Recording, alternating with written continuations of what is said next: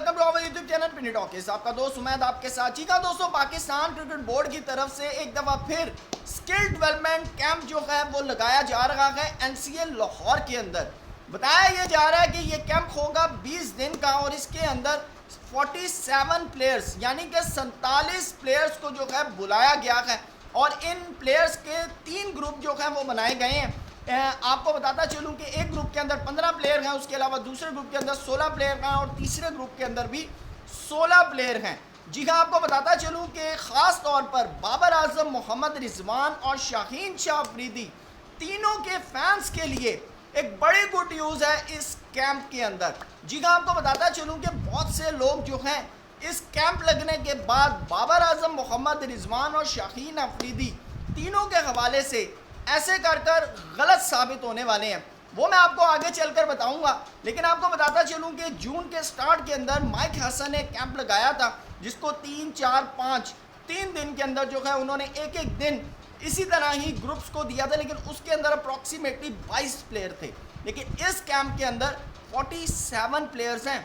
और ये कैंप क्यों लगाया जा रहा है, इस कैंप का लगाने का मकसद क्या है, वो भी इस वीडियो में आपको आगे जाकर पता चलेगा। लेकिन आपको बताता चलूँ कि इस कैंप को बेसिकली पाकिस्तान क्रिकेट बोर्ड के जो वाइट बॉल के कोच हैं माइक हसन वो होस्ट कर रहे हैं। साथ आपको बताता चलूँ कि हाई परफॉर्मेंस सेंटर के जो डायरेक्टर हैं आकिब जावेद साहब, दोनों ने मिलकर जो है पाकिस्तान के 47 प्लेयर्स को बुलाया और बेसिकली इसमें क्या चीज़ें होने वाली हैं वो आगे चलकर आपको बताऊंगा। चैनल पे नए आए हैं तो इसको सब्सक्राइब करें, वीडियो पसंद आए तो लाइक भी करें और कमेंट सेक्शन में अपनी कीमती राय से ज़रूर आगाह कीजिएगा। दोस्तों, आपको बताता चलूँ कि बेसिकली ये कैंप जो स्टार्ट होने जा रहा है ये अप्रॉक्सीमेटली 16 तारीख से जो है ये स्टार्ट होने जा रहा है। जी हाँ, 15 प्लेयर हैं और 16 से लेकर आपको बताता चलूँ कि ये 21 जून तक जो है इसके अंदर पहला जो इसका सेशन है, पहला जो ग्रुप है उसको बुलाया गया और इस ग्रुप के अंदर अप्रॉक्सीमेटली 15 प्लेयर हैं। जी हाँ, 15 प्लेयर्स में जो नाम सामने आ रहे हैं आपको बताता चलूँ, उसके अंदर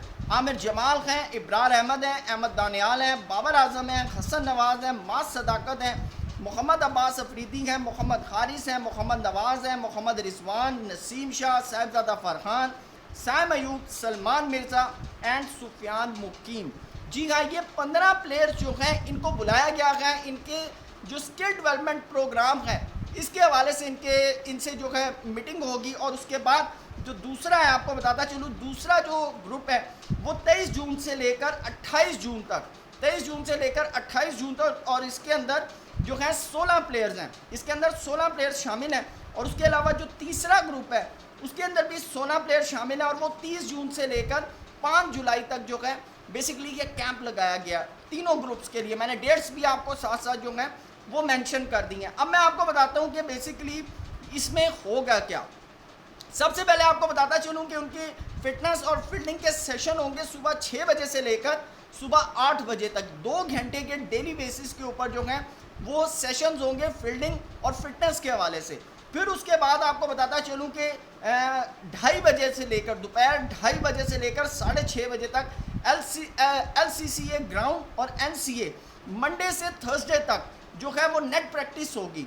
उसके बाद फ्राइडे एंड सैटरडे को सिनेरियो मैचेस जो हैं वो खेले जाएंगे इन प्लेयर्स के हवाले से। जी हाँ, सिनेरियो मैचेस भी कंडक्ट किए जाएंगे। ठीक है, अब आपको मैं बताता हूँ कि इसके अंदर बेसिकली होना क्या है। इसके अंदर सबसे पहले चीज़, जैसा कि माइक हसन ने बताया था कि भाई मैं ना पाकिस्तान के लड़कों के साथ काम करना चाहता हूँ, अगर किसी के अंदर कोई इम्प्रूवमेंट है उस इम्प्रूवमेंट लाना चाहते हैं।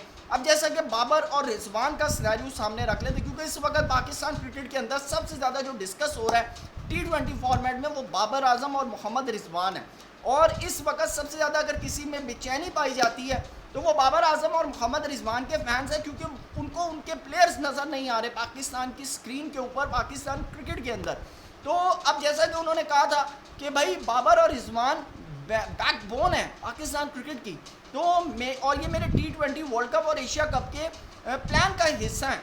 लेकिन अगर हम T20 का क्राइटेरिया देखें ना तो उसके अंदर बाबर और रिजवान मीट नहीं करते just because of strike rate. तो अब वो बेसिकली इस पूरे वीक के अंदर, जैसा कि अभी कल बाबर आजम की माइक हसन के साथ पूरा दिन उन्होंने स्पेंड किया NCA के अंदर, इंडोर उन्होंने जो है नेट प्रैक्टिस की है और बाकायदा उसके अंदर दिखाया गया कि माइक हसन उनको खेलने का तरीका बता रहे हैं कि आपने इस तरह खेलना है, ये शॉट को आपने इस तरह खेलना है। फिर फिटनेस के हवाले से जो का बाबर आजम को ट्रेनिंग उन्होंने करवाई है, तो मेरे ख्याल से वहीं से ही माइक हसन का माइंड क्लिक किया। उन्होंने देखा कि यार नहीं, बाबर कर सकता है, तो उन्होंने कहा यार फिर क्यों ना इनका जो पूरा बेंच है प्लेयर्स का, उन सबको बुलाया जाए, देखा जाए कि भाई इसके अंदर क्रीम कौन सी है, हम कौन से मजीद लड़के जो हैं वो ऐड ऑन कर सकते हैं।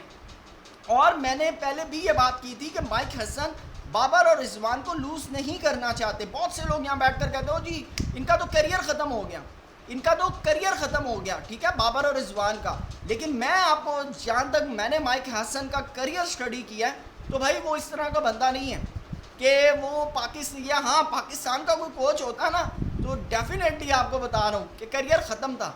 वो माइक हसन का स्टाइल और माइंड ऑफ जो है ना, स्कूल ऑफ थॉट, वो बहुत डिफरेंट है। वो कहता है कि यार अगर ये काबिल प्लेयर है ना, अगर ये पहले काबिल था ना, तो ये अब भी काबिल हो सकता है, सिर्फ इसके ऊपर काम करने की ज़रूरत है, मेहनत करने की ज़रूरत है, और वो मेहनत कर रहा है। बाकी अब प्लेयर्स के अंदर खुद भी थोड़ा सा होना चाहिए कि अगर आपको एक बंदा गाइडेंस प्रोवाइड करे तो अब आप उसको क्लिक करें। और मुझे जहाँ तक लगता है कि बाबर और रिजवान इस चीज़ को क्लिक करेंगे, इंशाल्लाह आपको जल्द से जल्द पाकिस्तान के T20 फॉर्मेट में वो आपको नज़र आएंगे। लेकिन बेसिकली इसके अंदर यही है कि आपकी खामियां क्या हैं उसके ऊपर काम करना है, आपकी जो स्किल्स हैं उसको मज़ीद पॉलिश करना है। अगर एक बॉलर है और वो अगर अच्छी बॉलिंग कर रहा है, तो देखना है कि भाई इसका मेन जो इसका कहते हैं ना मेन हथियार क्या है बॉलिंग के अंदर, उसके ऊपर मज़ीद काम करना, उसको मज़ीद पॉलिश करना है। और अगर कोई फील्डर है और उसकी फील्डिंग बहुत अच्छी है, तो देखना है कि यार इसकी बुरी साइड कौन सी है, उसके ऊपर काम करना है। तो यानी कि इस पूरे मामलात के अंदर कि अगर किसी बंदे में स्किल्स हैं तो उसके स्किल्स को मज़ीद पॉलिश करना है। बेसिकली ये कैंप लगाया इसलिए जा रहा है। और इसका जो सबसे बड़ा थॉट प्रोसेस है वो ये है कि हमने ये देखना है कि इन 47 में से कौन से प्लेयर ऐसे हैं जो हमें रेड बॉल के अंदर सबसे ज़्यादा सपोर्ट करने वाले हैं, ठीक है। उसके बाद हमने देखना है कि वाइट बॉल के अंदर इनमें से कौन से प्लेयर हैं कि जिनको हम उठाकर T20 वर्ल्ड कप खिला सकते हैं। और अगर हम खिला रहे हैं तो अगर फॉर एग्जांपल हम शाहीन को खिला रहे हैं, शाहीन इंजर्ड होते हैं, तो शाहीन की रिप्लेसमेंट कौन है। अगर बाबर खेलता है T20 वर्ल्ड कप, तो बाबर की रिप्लेसमेंट कौन है। तो इसी तरह हमने शाहीन का स्क्वाड भी जो है, क्योंकि आपने इसके अंदर देखा बड़े यंगस्टर्स के नाम, ये मां सदाकत हो गया, अहमद दानियाल हो गया और बहुत से नाम हैं। तो बेसिकली शाहीन का जो स्क्वाड है वो भी हमने इसमें से जो का फाइनलाइज करो। उसके पीछे रीज़न ये है कि जहां पर पाकिस्तान ने T20 टूर के लिए बांग्लादेश और वेस्ट इंडीज़ जाना है, वहीं पे पाकिस्तान की शाहीन्स ने इंग्लैंड भी जाना है, इंग्लैंड टूर के लिए।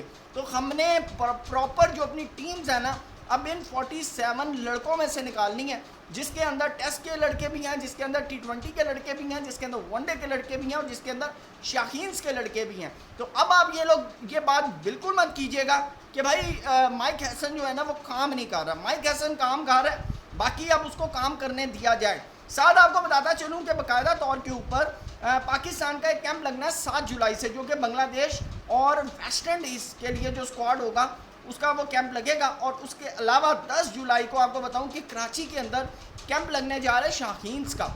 ये 5 को जब ख़त्म होगी तो फिर एक कैंप लगेगा 7 तारीख को, जो कि स्क्वाड जाएगा बांग्लादेश और वेस्ट इंडीज़ T20 खेलने।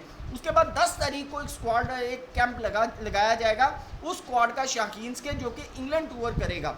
तो बेसिकली ये दोनों चीज़ें जो हैं ये इसीलिए करवाई जा रही है कि हमारे पास नंबर ऑफ क्रीम जो है वो इन 47 में से सामने है। और अगर किसी के अंदर कोई मेहनत करने वाली है तो उसके ऊपर मज़ीद काम भी किया जाए। आपकी क्या राय है कमेंट सेक्शन में ज़रूर बताइएगा। Thank you so much. अल्लाह हाफ़िज़।